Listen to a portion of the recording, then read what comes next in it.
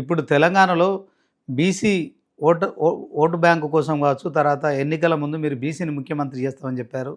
ఇప్పుడు రాష్ట్ర అధ్యక్షుని కదా, బీసీని కాకుండా ఓసీని చేశారు. తర్వాత ఫ్లోర్ లీడర్ కూడా మహేశ్వర్ రెడ్డి ఉన్నారు. సో బీసీ ముఖ్యమంత్రి చేస్తామని మీరు ఎన్నికల ముందు చెప్పిన మాటలు వీటికి పొంతం లేకుండా పోతుంది. దీన్ని ఎట్లా చూస్తారు? నాకు ఒకటి అర్థం కాదు, రాష్ట్ర అధ్యక్షుడే ముఖ్యమంత్రి అవుతాడు అవ్వాలి అనే రూల్ ఎక్కడుందండి? ఎక్కడుంది?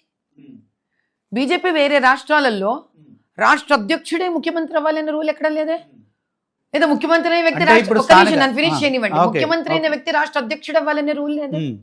ఈ రోజుకే ముఖ్యమంత్రి బీసీ కాదు అని ఏమైనా మోదీ గారు చెప్పారా మీకు ఎవరికన్నా?